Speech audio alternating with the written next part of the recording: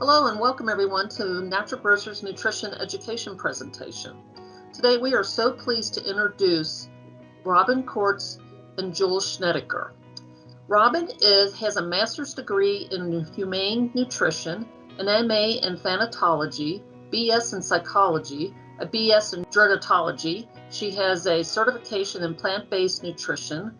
Robin is a faculty member with Humane Education for the American Public University System.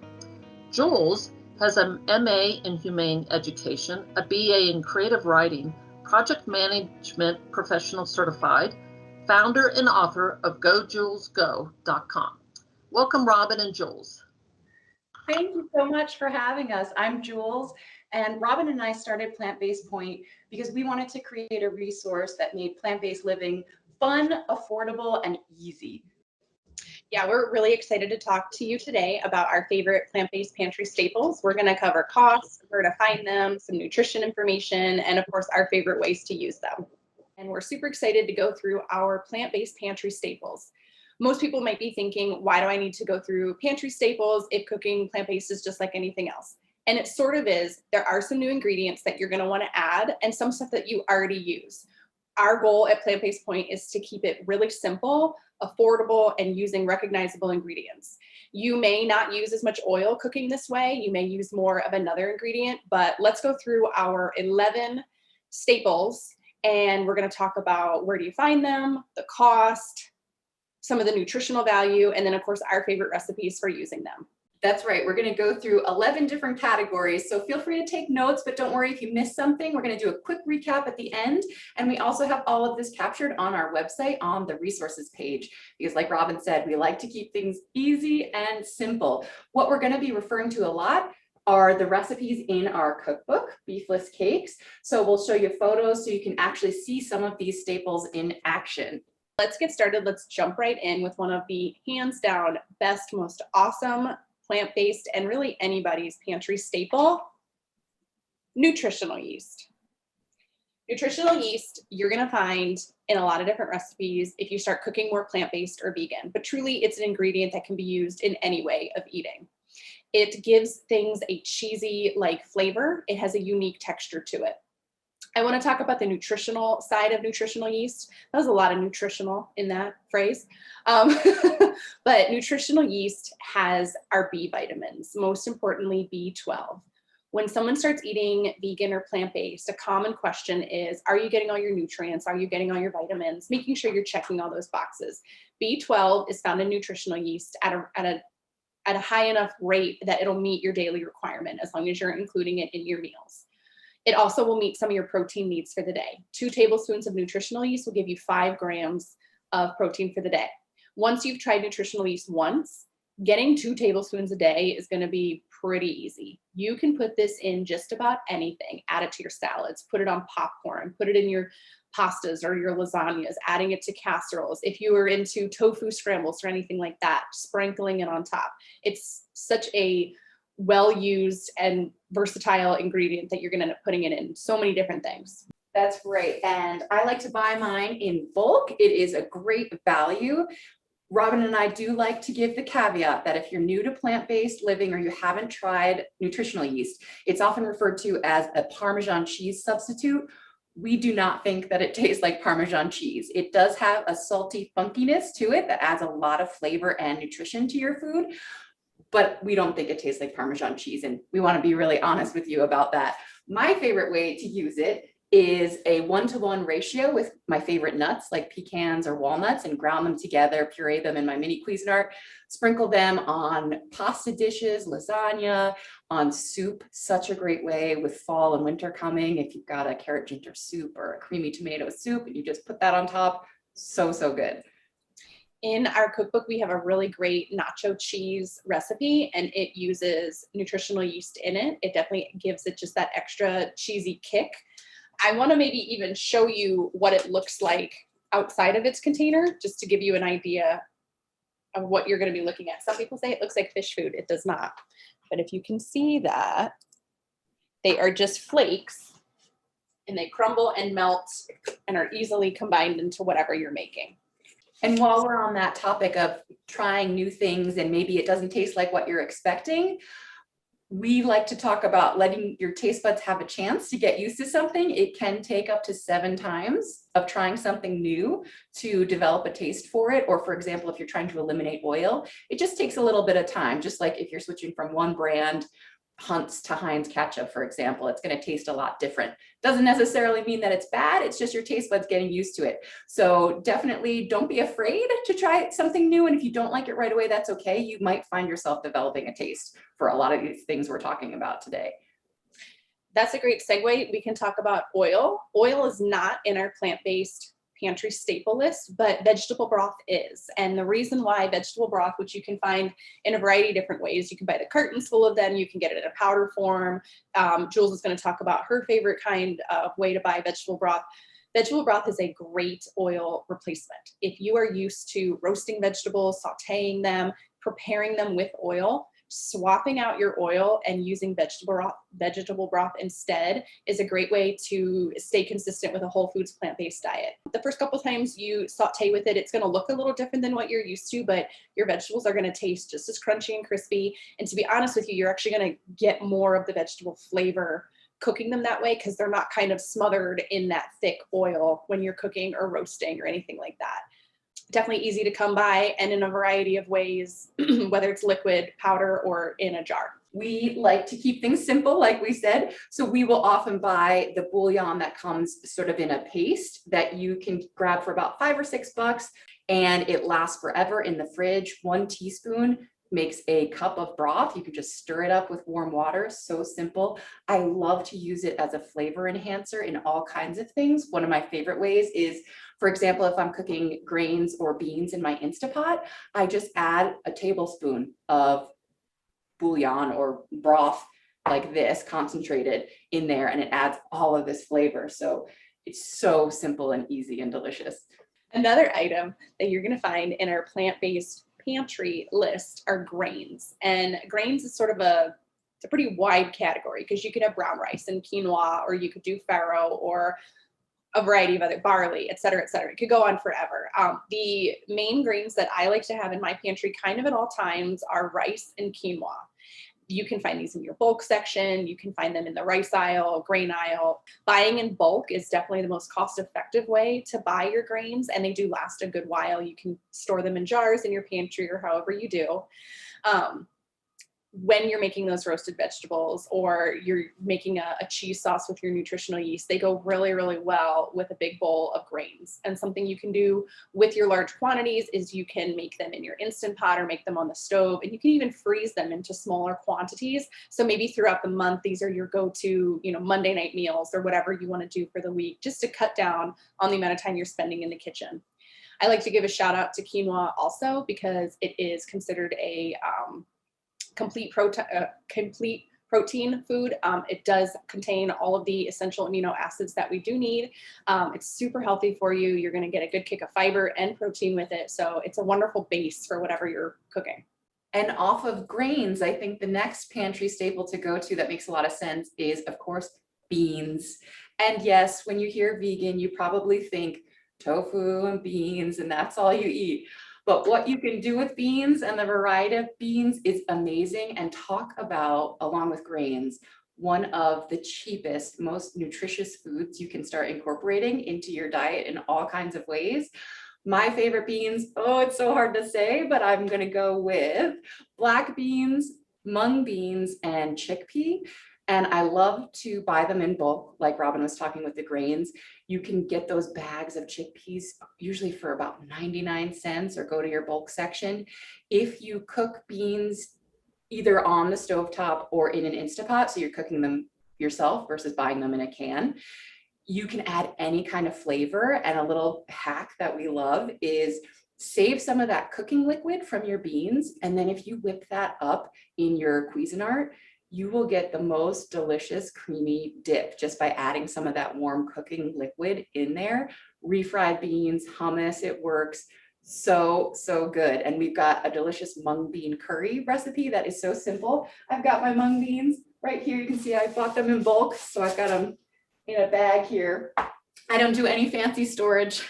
I don't have a lot of room in my kitchen, so I just have a drawer with all of my beans and dried goods. If you've never had mung beans, you can kind of relate them to if a bean had a baby with a split pea. So if you like lentils, you'll definitely like them. And again, with fall coming up, this is a great time to start thinking of new ways, I think, to make simple curries and warm, comforting dishes. Yeah, absolutely. Yeah, talking about beans, giving another shout out to one of our recipes. If you look up our chickpea salad recipe, obviously chickpea based, if you're buying your chickpeas in bulk, that's going to be one of the probably least expensive recipes you can ever make in terms of ingredients included. Beans are great, especially if you have kiddos in your home and you're just trying to get them to eat more of the plant-based proteins. Beans are a great introduction. Kids love beans, and then, you'll teach them the song that goes along with beans. Of course. And they have so much nutrition that I'm going to put it on a slide here. Yep. We don't have time to talk about all of it, but we'll pop it in here. Okay, another friendly ingredient in our plant-based pantry are cashews. Similar to nutritional yeast, once you're cooking a little more vegan or plant-based, you're going to learn a lot about cashews. Buying them in bulk is definitely your best bet. These magic little items can get turned into just about anything you can imagine. You can turn your cashews into a cheese sauce. You can turn them into a cream cheese. You can turn them into cheesecake. It's endless the different things you can do with cashews. They're super healthy. 1 ounce is going to get you 5 grams of protein, which is a pretty big amount considering such a small quantity. My favorite thing to do with cashews is probably turn them into sauces. I'm a big fan of kind of making it up as you go. As long as you have that cashew base blended with your vegetable broth or coconut milk or water or whatever that liquid is you want to use, start adding in spices that you like. You can turn your little handful of cashews into an awesome sauce for your quinoa or for some noodles or, whatever other item you're cooking with. And if you're thinking, oh man, buying nuts in bulk is really expensive, you're not wrong. It is one of the pricier things we're talking about today, but a little bit can go a long way. And it is so amazing what raw cashews can turn into if you soak them and blend them, like Robin's talking about. One of the things I like to use in place of raw cashews, and if you're dealing with any nut allergies, this could be a good replacement, is tahini. Tahini, you can buy, lots of different brands make it. It's in a jar, buy all the other nut and seed butters, anywhere between usually $6 and $10, just like everything else we're talking about. It keeps for a long time. You keep it in the fridge after you open it. A little bit goes a long way. It's already ground and a creamy paste. So instead of soaking cashews and blending them, what I'll often do for creamy sauces and dressing is I'll just take a big old dollop of that tahini and blend it or just whisk it up with my favorite powdered seasonings, a little bit of garlic, maybe some lemon juice. If you've ever had falafel with a tahini dressing, really all that is a scoop of tahini, water, lemon juice, garlic, and salt. That's it, just whisked right up. And it's absolutely delicious. Everything we're talking about today is so nutritious and really packs a punch, has a ton of protein. You can't go wrong. And while we're talking about nutrition, we should talk about agave and its many uses. I'm going to let Jules take that away. Well, that I'd be remiss if I didn't mention its number one use, I think we can all agree, is in the perfect margarita. If you're not sure if you've ever had agave, you probably have. If you've had a margarita, that's what's used. I actually like to use agave instead of honey because it's a little bit thinner. It blends really well. Of course, you can put it in your tea and beverages like margaritas. You can make a great whiskey sour with it too. And then on the food side, in our cookbook, we use this in our General Tso's sauce and our peanut sauce. It blends so beautifully. You can buy agave for anywhere between like $5 and $10, and it really lasts a long time. If you are interested in making some of the desserts out of some of these plant-based staples, agave can be used as your liquid sweetener. I mentioned that cashews can be made into a cheesecake. You would need some sort of liquid sweetener along with that. You could use maple syrup, but to Jules' point, agave is very thin, and so it blends very nicely. So it's definitely a good thing to have on hand and have as a staple in your pantry. And if at this point you've got any of those questions like, well, why wouldn't I eat honey? Or what about protein and some of those kinds of questions. On our YouTube channel, we have a series of Q&A videos where we dig a little bit into that in about 3 to 5 minutes. So you can definitely check that out. And of course, you can ask us anytime. We're on social media at Plant-Based Point, and we love to geek out on food and nutrition with you. So definitely ask us any questions that you have. One of my very, very, very favorite pantry staples is something called coconut aminos. And the way that I would describe this is like a sweeter, less salty soy sauce. So if you're looking to cut out some of that sodium, this is a great option.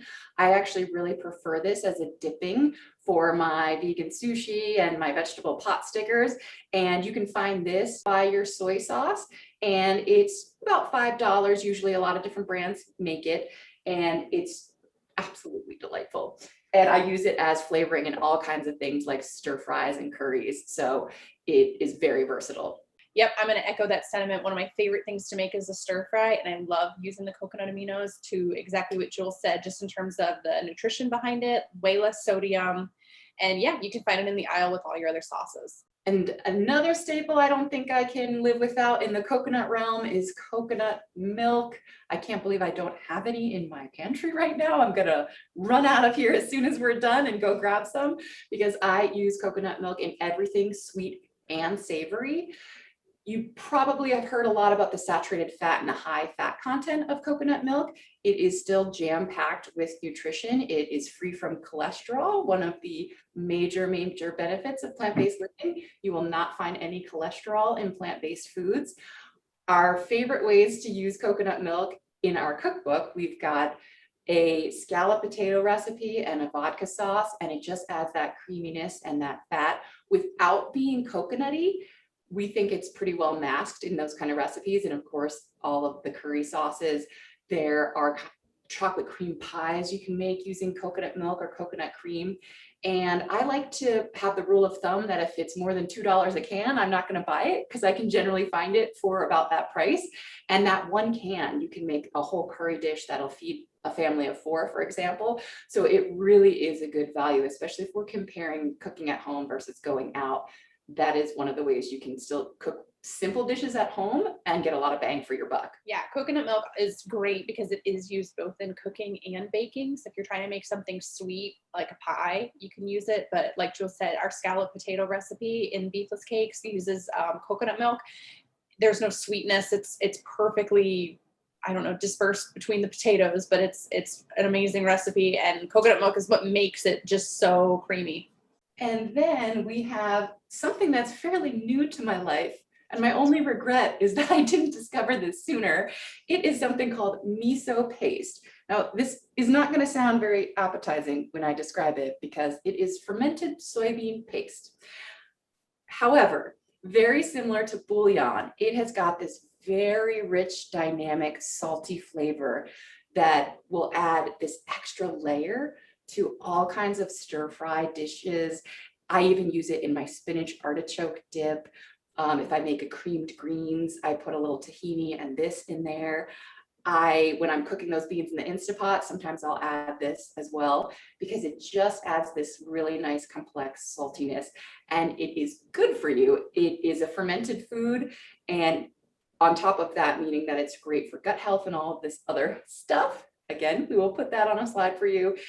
It is also a great value, because even though this big tub can run you $8 to $10, this thing will last till the end of time in your refrigerator. It will not go bad. I usually take a year or 2 to use this entire tub. They make all different ones. White is probably my favorite, but there's red, there's chickpea, and they are usually sold in the refrigerated section by where you'll find the refrigerated dressings and tofu. So I definitely recommend giving it a little try, and I think you'll really like it. Yeah, and in terms of the cost for it, although like Jules mentioned, it can feel a little bit high, most recipes are going to call for a teaspoon to a tablespoon at a time. So you really will take a long time to get through it. So spices are just going to be a group of 1, even though there's about 1 million. So we wanted to show off our own pantry. So here we go. Pretty standard and cluttered and messy. So my goal for my pantry is that I can pull it out, get what I want, and put the tub back in, because there are just so many spices, and I don't have a nice fancy rack like Jules. So if I'm cooking, I'll just pull out the whole bin and I'll be like, oh great, there's my cinnamon. and then I just have it and I'll tuck it back in.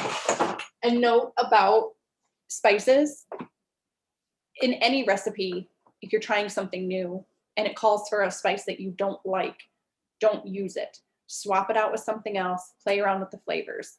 Don't ever really worry that you're going to completely go askew if you leave out the dill. That's not going to be a deal breaker. But in all seriousness, spices can be expensive, so don't buy a bunch unless you know you're going to like them. You can get a tiny amount and give it a go and see if you like it. I do have my sort of go-to spices that I use most often up here. So garlic powder is probably the number one spice that I use because it's my favorite flavor. But yeah, spices, there's just so many to choose from. And yes, you can see my spice rack here. I have very limited kitchen space. What you see is what you get. So this has been great because it's right by my oven and I can just grab spices as I need them. One of the ways we talk about keeping things simple and easy, aside from, like Robin said, swapping out spices you don't like, all of our recipes are always very adaptable. We want you to make them your own, is that you also, if it calls for fresh herbs, which would be usually about a tablespoon, you can swap that out for a teaspoon of dried. And especially when it comes to garlic and ginger, it can be just so much easier to use the powdered versions. And like Robin, my go-to can't live without spices definitely includes garlic powder. I also always have to have some sort of crushed red pepper, cumin, and curry powder. Those are the ones that I actually go through the entire jar of it in just a few months' time. So you'll figure out, if you don't already have favorites, what works for you. And the cool thing about incorporating plant-based recipes into your lifestyle is that a lot of the flavor of some of your favorite non-vegan foods, it all comes down to those spices, and the spices are the same and they're all plant-based. So you can easily swap out the base of something if you're adding those same flavors in and come up with a really similar tasty result. Yeah, and actually I'm thinking about it. My top 3, if we had to pick favorite spices: garlic powder, smoked paprika, and basil. Every time. Those are my 3. And I don't even know if those all 3 would go together at the same time.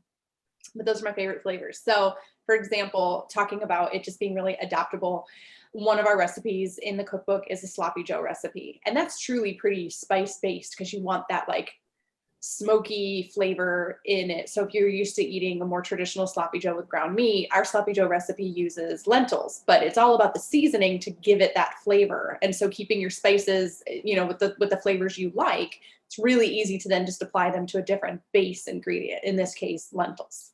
And so we know we covered a lot of ground in a really short amount of time, and we're so appreciative that you watched this video, and we're going to show you a quick recap of everything that we talked about today. And again, if you go to the resources tab on our website, you'll find all kinds of hopefully helpful information, including these favorite pantry staples of ours. Yeah, thank you so much. Definitely check it out. Check out the resources page and comment below if you have questions, or tell us what your pantry staples are. We're always excited to hear what's going on in your kitchen. Thank you both so much for presenting today. And thank you all for attending Natural Grocers Nutrition Education presentation. Please be sure to subscribe to Natural Grocers channel and watch for more presentations from Natural Grocers.